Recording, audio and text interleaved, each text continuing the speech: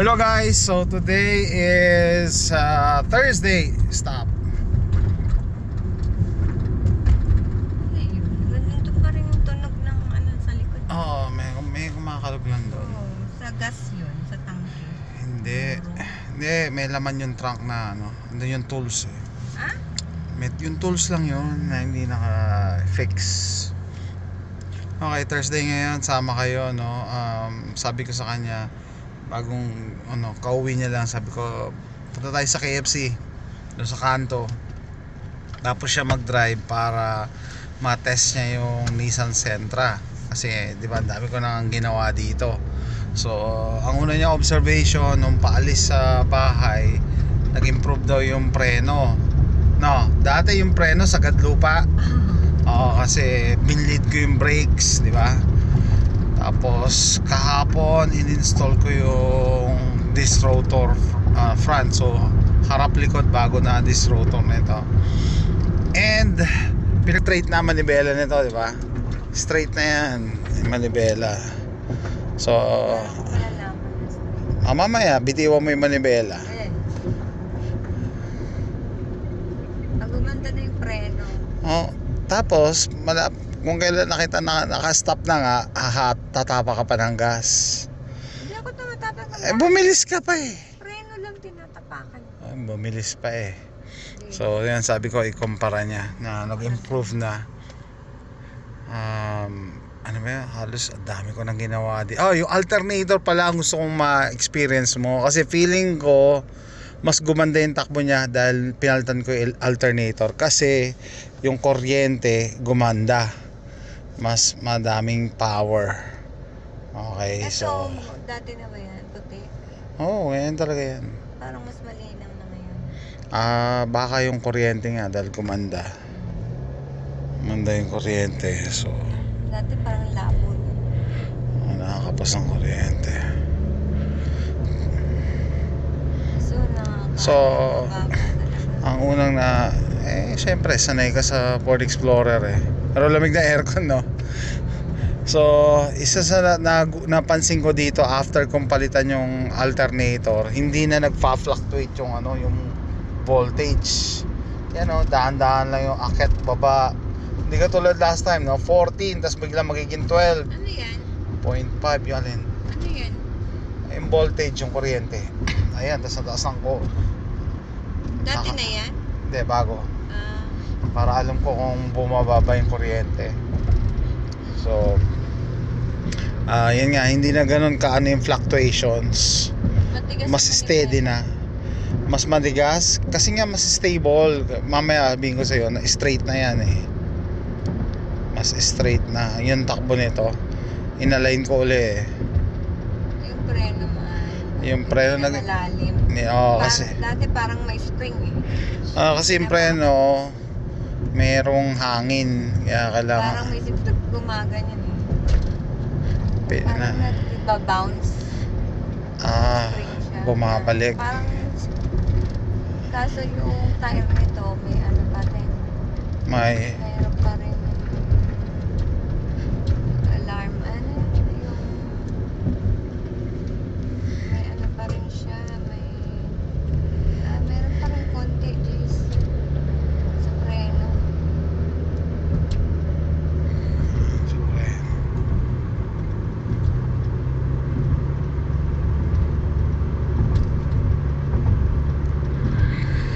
Ayan, dito tayo sa Fry Road.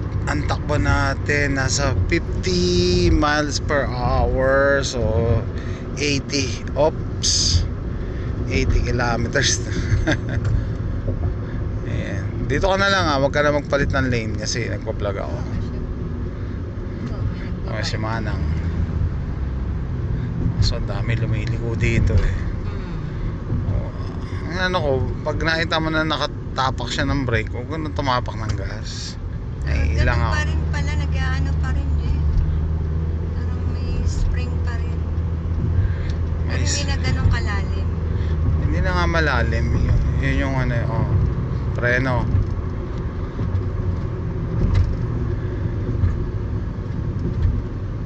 Last minute ka pa.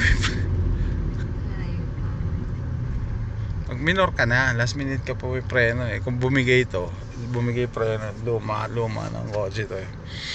Anyway, yan. So, basta napansin ko lang yung kuryente niya mas stable. Parang mas naging responsive as compared dati. Tapos, pinaka gusto kong ginawa dito yung alignment. Nakakuha ko na yung tamang alignment. Straight na.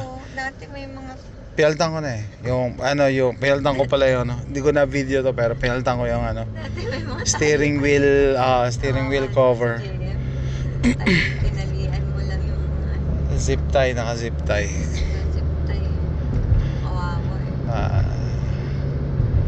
eh. Tapos ito pala si JM, nung ginagamit niya pala to, mga last few months, hindi na pala niya pinapa-change oil. Hindi daw niya pina-change. Naku talaga nung siguro. Tamad na siya. Tinamad ng hindi talaga inalagaan eh. Oh. Tapos. So, change oil mo? Siyempre. Hindi na inalagaan eh. Kaya gusto ko rin na bumili siya ng sarili niyang sasakyan eh. Para alagaan niya kasi gastos niya yun eh. Naantok ako.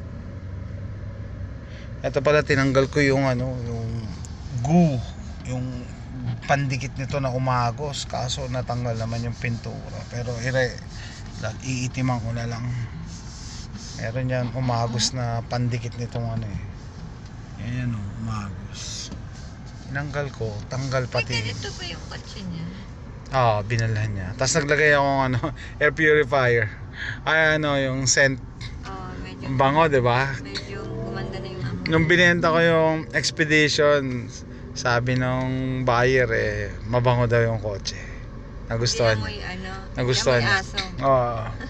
Hindi amoy asong basa. Hindi Hindi amoy paa. So kasama pala yun sa Pogi Points pag magbibenta talagang Siyempre. sinet up ko yung Pag may pati amoy. amoy.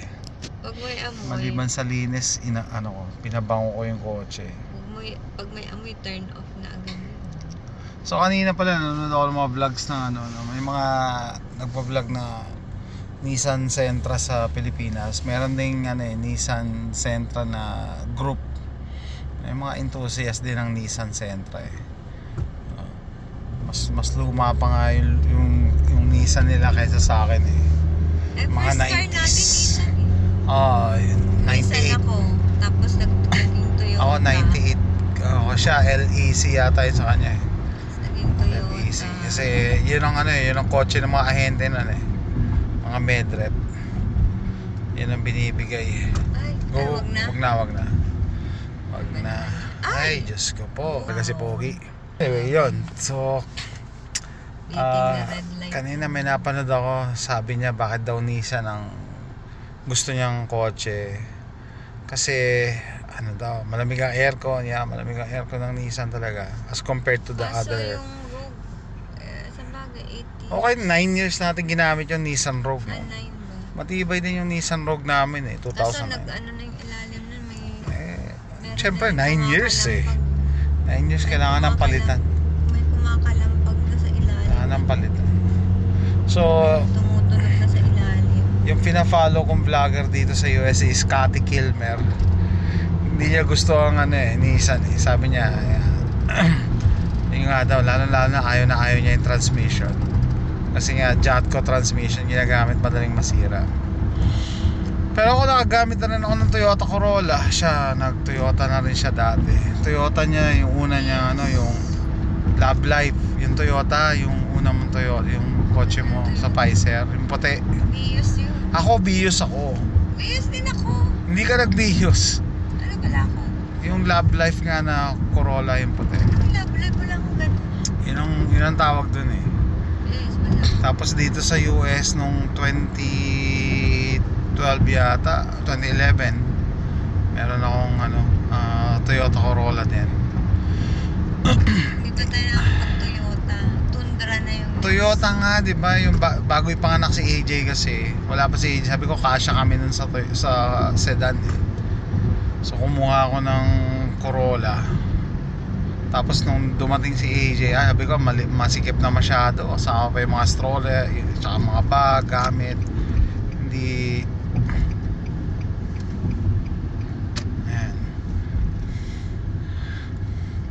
Kaya tinrade ko yung Corolla na yun. So ano man sabi ko sa Corolla, yeah, dependable ang Corolla, matibay. Pero hindi mo sasakyan. Hindi, ang ayaw ko lang sa Corolla, parang ano, minsan kasi may daya yung Corolla yung Toyota ano yun, masyadong pinapagaan nila, pinapagaan to the point na, kaya syempre maganda performance, magaan eh. So sabihin maraming mga materials na ano, manipis lang or plastic ginamit. Example, yung pinto ng Nissan at that time, yung parehas ng ano, compared mo sa pinto ng ano, ng Corolla, mas solid ang tunog ng pinto pag sinasara mo yung sa Nissan, no? Ano pa, tas parang mas maraming plastic ang ano, ng laklak ko. ng Corolla. Ilaayaw ko, no? Pero syempre ano, proven na ang Corolla, no, matibay talaga, tsaka matipid sa gas. It just so happen, hindi naman namin pinlano na bumili kami ng Nissan dito, no? Nung 4 years ago, nung naghanap kami ng kotse para kay JM, dahil nag-working student siya, no? Na-tsempohan namin to. Dalawa pinagpipilian namin, eto at saka isang Camry na puti. Gusto ko yung Camry i-drive maganda eh. Kaso ayaw nitong kasama ko. Bakit? Kasi nung binuksan namin yung engine bay, daming kalawang. Sabi niya baka mamaya binahayan, ganyan. Pero yung takbo ng Camry na yon, maganda naman. Maganda naman yung time na yon, no? Pero ayaw nga nito dahil maraming kalawang, baka daw binaha. Eto, either galing sa ano yun, yung Florida or... Kaya nga, etong Nissan na to, wala, magandang ano, itsura niya, at saka maganda yung takbo niya at that time. Nakamura. Tsaka mura, 6,900 ang benta nito, plus tax, 7,000 na yun eh. 8,000 ang binayaran namin. Samantalang yung Camry na binibenta sa amin, 10,000, wala pang tax and registration. Ang lamig na sa kamay ko. Malamig. Ayan gagawin. Sa kamay ko. Hinaan ko lang. Sa kamay ko yung aircon. Huwag ka na, boy tutok ka, boy tutok. So, eto yung ginawa namin, no? Looking back, naisip ko nga, sabi, ano kaya, sana pala yung Camry ginawa. Okay na din, kasi sa halagang 6,900 or 7,000, na pagtapos niya si JM, na ginamit ni JM siya sa school at sa trabaho, di ba? Sabi ko nga kay JM Maging fireman. hanggang maging fireman ka, Graduate na siya. hanggang magkaroon ka ng matinong trabaho. Oh. Nakuha pa niya yung dream car niya. Nabili niya yung gusto niyang kotse. Kaya, Sabi niya, matipid sa gas. matipid sa gasto. Ayaw naman niya ng truck. Yeah, malapit na tayo. Slow Ayaw down. pa. Traffic dito. Ayan na paglampas sa release Ayan na, tas ayan na, sakto, may train nga lang. Kung kailan naman talaga, bira lang dumaan yan tapos na tiyempo pa. Diba, yun, nagkukwento lang tayo, no? Diretso na tayong outlet. Yeah, so sa halagang 8,000 out the door, Sa outlet to? kasama na 8,000 out the door, nagamit mo ng 4 years, matipid yun. So parang 2,000 a year lang ang gastos mo. Tapos kumukonsumo pa to ng kahit luma na siya pag highway 39 miles per gallon, 39 miles to 40 miles per gallon. Pag city 26 miles per gallon. So average parang nasa 32. Matipid pa rin, no? Tapos yun nga, malamig ang aircon. And siguro naswertehan na rin namin. Binidyo ko naman to nung bagong kuha namin Nung change oil ko to bagong kuha namin, sabi ko, teka, ba't parang ibang kulay nung transmission nito? Parang yung transmission nito bago pa yung kulay, matingkad pa na silver yung aluminum. So sabi ko, baka nagpalit to ng transmission. At least nagpalit na siya. 95,000 yun miles nung nakuha namin. So matagal-tagal pa to kasi hindi naman namin to ginagamit pang long drive Pero 130,000 na nga. So 40,000 ang nagamit nito in 4 years. Ang average kasi 10,000 miles per year. Yun ang average driving. Si JM, so 4 years, 40,000 miles. So, ilan ang dagdag? Tataka nga ako, paano nangyari yung trabaho ni JM eh, malapit lang. Siguro dahil nung nag-training siya sa Fireman Academy. Malayo yun eh, more than 1 hour yun, downtown Houston. Tapos nag-survive siya, no? May isa pa yung pagkakataon, 'di ba? Nung nagka-problema, hindi, nung pinagamit ko sa kanya expedition, naplatan siya. So pumunta ako dun sa Fireman Academy. Takot na takot ako gamitin tong Nissan na to para tong lilipad pag sa kanto eh. Pag naka highway ka, tas highway speed, tas may corner. Oo, hindi siya stable. Oo, tapos yung manibela tabingi pa, hindi siya naka-align. Sabi ko, paano nagamit ni JM to? Naawa naman ako doon sa anak ko kasi ibig sabihin, ilang taon niya ginamit na ganong klase yung kotse. At least yan ano siya, thankful siya sa blessing. Ayun nga, at least maganda rin yun kasi nako-compare niya. Galing siya dito sa ganitong kotse na luma. Kaya masaya siya dun sa... Yan, mag-u-turn na tayo dyan. Lynn, pagkain na nga akong pipick upin ko dito eh. Bakit? Anong bakit? Ano yun? KFC, may promo ang KFC ngayon eh. Ano yun? 25% off. Nag-member ako sa ano nila. Yung mga email. Walang nurses week. 25% na nga. Ano ba gusto mo? 1/4 na bawasan. Hindi, doon pa. Yan, ito yung Riles. Ang kasunod, may left turn dyan kasunod. Go ako dito. Siyempre. Boy tutok. Ayan. Ayan. Ay, bago. Ayan, ito na yung KFC. Abagalo naman, right? Ingat ka. Sige, pwede na. Habang wala. Pasok ka. Pumasok ka, hindi ka mag-u-turn. Ito, kaliwa. May nag-u-turn. Op! Oh my gosh. Tapos doon ka sa drive-thru. Bilis naman yung mga ano. Kasi, Dito na ako. saan? Dito, saan ako? Pick up. Ayan quick pick up. Ayan pala, quick pick up Ayan pick up nakalagay. Oo, wait lang. Mobile ba yan? Mobile ba yun sa'yo? Ewan. Mobile order. Ay, Ewan. si Manong hindi nakatingin. Si Manong eh. Kasi nakatingin, nagbukas na lang siya. Nagbukas siya ng Mobile order, online order. Oo. Ayan. Automatic look yung reserve for move. Pick up inside. Ikaw na. Ako na? Oo. Pwede ikaw? Ayoko. Ay no. Ang bukas nga ng ano. Sige. Ng pinto. Ayan guys, kunin natin. May discount ngayon yung KFC. Less 25%. Sama kayo. So sa amin namin yan, ko test drive yung Nissan eh. Parang yung hard work ko ano talaga. Malaman ko yung difference nung ride, no? At saka kaya siya pinag-drive ko kasi at least hindi bias. Kasi feeling ko talaga nagbago yung performance nung kotse nung nagpalit ako ng alternator. Plus alignment, perfect na yung alignment eh. Tapos ano pa ba yun? Mga suspension, pang ilalim, mga pinaltan ko. Ganito guys ang KFC dito.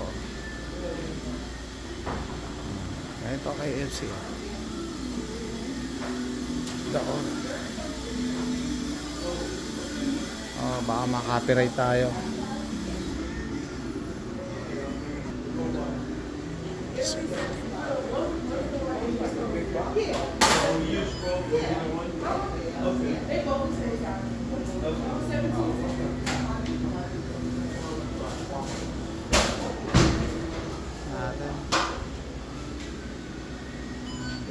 Sa tahan. Nako. Ako kaya mag-drive ako eh. Misis ko agresibo mag-drive eh. Tumatapak pa ng gasolina kahit naka-stop yun nasa harapan. Or paranoid lang ako pag-drive. Picking up an online order? It should be right there. Okay. Yeah? Okay. On the side of you. Oh, this mine? Okay, thank you. The label with the name should be on there. Okay. Yeah, dito daw yung... Oh. Yep, Jason. Thank you. Yan. So, dami nito oh. Ano lang? 25% off. $29 kasama na yung tax. Gusto mo ako mag-drive? Ako na mag-drive. Nai-stress kasi ako pag siya nagda-drive.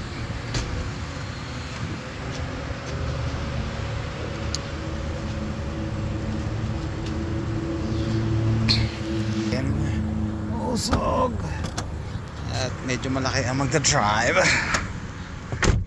Ayan guys. Ayan. Tapos ito power lahat to eh. Sayang naman kahit luma to, it's ahead of its time pa rin kasi ano siya, power everything, almost everything. Pero ano siya eh, tawag dito SV. Ano ni Jem yung mga kalat niya dito? Ako nagtanggal lahat, mga basura niya dyan Lagay. Sa loob ng bahay? sa loob ng bahay. Yun. Kaya pala eh. Pati, Kaya pala. pati si Linis Jem, ang bahay. meron pa siyang fireman hose sa trunk. Tinanggal ko din. Meron pa rin siyang may fireman hose siya, di ba? May hose. Hose? May hose siya ng fireman sa trunk. Tinanggal ko din yun. Tapos yung balaklava niya, nilaban ko. Sabi niya, ba't ko daw nilaban? Kasi nakaka-cancer daw yun. Tinapon. Tinapon niya? Oo, matapos kong laban, tatapon niya rin pala. Dalawang beses ko yung sinok sa sa bleach. Nakaka-cancer. Ewan ko sa kanya, siguro na-expose sila sa chemicals, pero matagal na kasing yung training niya Di eh. sa'yo, nasa iyo na yung cancer. Malamang, kumain pa ako nakakakamay. Life is short.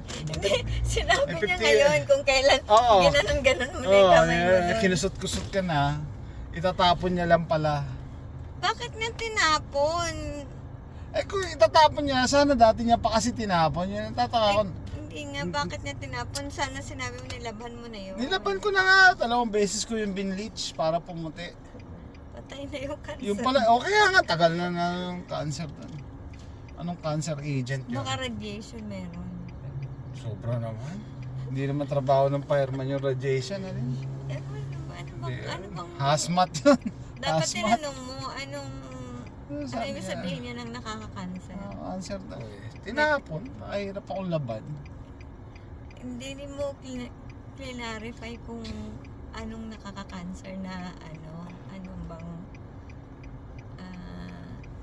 Ano matatanong chemical siya or sa... something. Pero malamang hindi yan biologic. Malamang chemical agent. Like ano nga? Like what? Anong chemical? Asbestos? Ano? Asbestos hindi yun cancer. Cancerous. Pupunta muna sa lungs mo yun. Ayun nga, example lang yun na naisip ko. Hindi Pupunta muna naman sa lungs mo malay ko yun. ba? Tapos ma-expose ka ng, dapat malay ko na-expose ba? ka ng Yun lang matagal. example. Buti kung nasa construction Maganda ka. tong kinabit ko na steering wheel Moving. cover. Kapit na kapit sa kamay, no? Libre lang to eh. Nung bumili ako ng seat cover sa Expedition. Libre lang to. Pero maganda performance. Ano pa?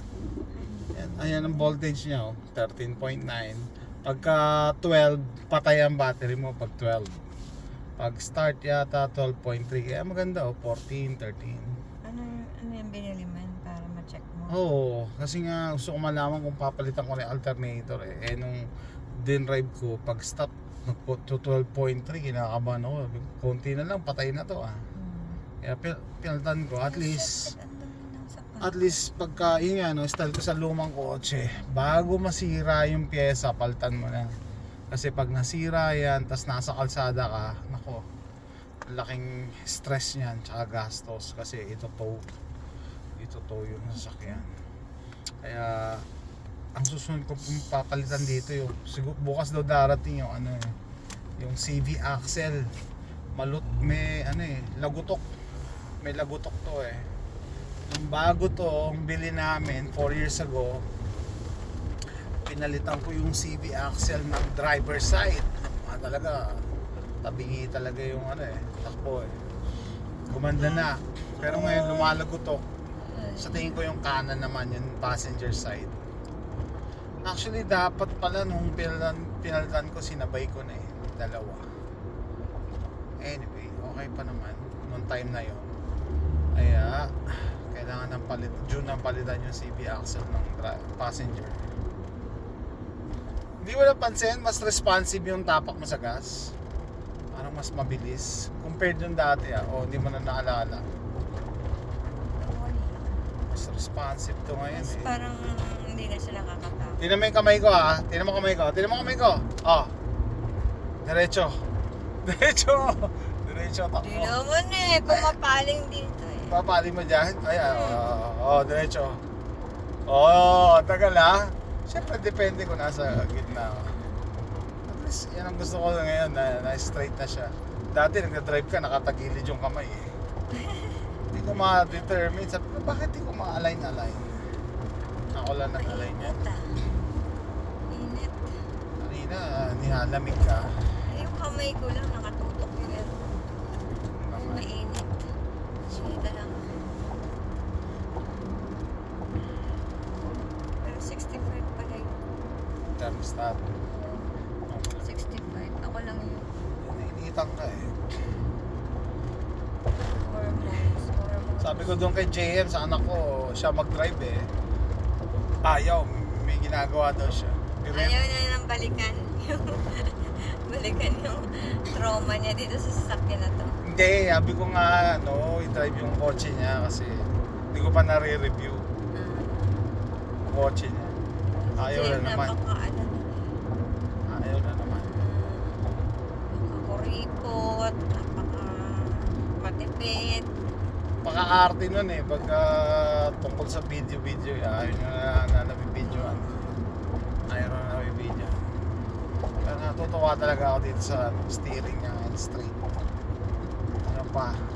Itong windshield kailangan Ganda ng ang dami bulaklak. Siyempre, Purple.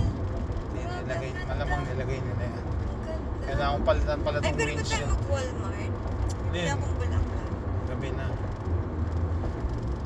Kailangan palitan yung windshield nito kasi may crack. Ay, lumaki na. Lumaki na, malaki eh.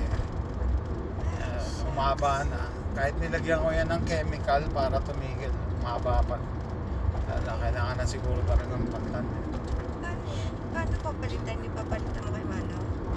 Oo po, pwede, meron na akong kinontak sa FB Marketplace eh. Nagpapalit siya. Oo. Kan? Ang pinakamura, $160. May kasama na sa lamin. Salamin niya yun, tsaka kabit. Kasama na yung kabit. Oo. Last 4 years ago, nung nagpalit ako Saan ng... galing yung... Ay, mali naman tong lumilito. Kaya nga eh. 4 years ago, nung nagpalit ako ng windshield nung Mali. Mazda 3. $100 lang yun. Hinahanap ko, wala nang $100 ngayon na windshield. 160 na pinakamura. Pinakamahal na tanong ko, $220. Mahal na talaga. Anyway, 29 minutes na tayo, no? So far, sabi ko nga, ang 12 intention ko. na lang oh. Pero naka-aircon tayo. Ano yung sabihin yan? Ang mahalaga yata, hindi siya nagpa-fluctuate na taas baba. Dapat ilan? Basta dapat yan ang pinakamababa niyan eh. Ang 12 kasi nga patay na yung battery. Malapit na. Kaya nga, ang hindi nagpa-fluctuate kasi dati 12.3 bilang tatalon sa 14, tapos bababa ng 13, magiging 12 ulit. Palit, nagpa-fluctuate yung alternator. Ito businahan ko. Ano ba to? Ano ba to? Naka-go na lahat eh. Ay nako. Nagsa-cellphone. Cellphone Ay, may nasa. constable. May hinuli. Anyway, guys, ito, sinama lang namin kayo sa road trip namin. Quick trip pala. Hindi road trip. Quick trip sa KFC. Pinakita ko rin yung itsura ng KFC, no? Dahil may promo ngayon. Kasi gusto ko talaga matesting mo. Pinagbago ng Nissan Cell. Pero ano, nag-improve na, no? Nag-improve na. Dati nakakatakot i-drive ka. Hindi ko pa ito natitesting pala sa highway. Yan ang gusto kong gawin. Feeling ko mas stable. Kasi dati nakakatakot gamitin sa highway. Feeling mo may magigiba eh. Feeling mo may mababaklas eh, no? Parang may hihiwalay na nagulong or what. Pag sa ano, yung kurbada. Oo, sa kurbada. Ay, kahit highway sa speed. highway, yung magkakadikit. Yan ang Pero gusto dahil kong may next hangin na in between. test drive. May hangin in between, di ba, sa mga sasakyan Kaya na nga, yan mabilis. ang susunod kong ano. Parang nagwiwigil na ganun. Nagbibigil yan, hindi siya stable nga sa highway. So, yan, tapusin ko na yung ano natin, yung video na to, no, dahil malapit na rin tayo sa bahay. And kita nyo naman, ako, I like it now as compared to before. Nag-improve na talaga. So, Find your dream home. yun lang talaga sikreto pagka lumang kotse. Unti-unti mo lang palitan yung mga pyesa to the point na halos lahat bago na. Alam mo, ang dami nang nagbebenta ng bahay dun sa ano na. Siyempre, tumaas ng value. Hindi ka dahil dun sa nangyari sa... Hindi. Dumaan pala ako doon, na-renovate na yung bahay na. Yung nag-party pala, Oh. vacant house pala yun. O, ba't nag-party dun? Ayun, hindi ko alam kung pinasok nila yon. Alam ng mga teenager na yon na walang tao. Bakante yon. Walang ano. Ay, ito nag-trespassing sila dun. Oo, kaya pala doon sila nag-party. Naghanap sila ng bakanting ano. Tapos yung katabi malamang ang pasimuno eh. Yung pamilya yun, yung katabi, yung kaklase ni AJ yun eh. Ay, hindi yan yung ano. Hindi doon ang party. Ang party Dun yung sa- katabi. Yung sa tabi talaga natin, yung bakante. Oo nga, pero hindi dun sa may kaklase ni AJ. Hindi. Dun. Pero yun, yung bahay na yun, at saka yung bahay na bakante na kung saan nag-party, sinira na nila yung fence kaya sila nagkatawidan. Ay, kaya pala May access na sila doon. Kaya hula ko sila din yun eh, yung kaklase ni AJ. Oh, di Yun. ba kasi Bagong pumupunta sila lipat sa yun na kabila? itim. Oo, tumatawid Flashlight lang sila. Tawidan sila doon. Kasi sinira na nila yung fence. Parang ina-access na nila yung bakante. Malamang, andyan kanina, nire-renovate na yung bahay eh. Siguro nabaltaan yung krimen. Inaayos na yung bahay. Inaayos. Pati fence, inaayos, penaltan. Bago Hindi yung sila fence. makakalap. O, bakit siguro makapasok? Jiso, Bridge Creek. Tapusin ko na yung vlog na to. Guys, salamat na pagsama sa akin. See you next time. Bye.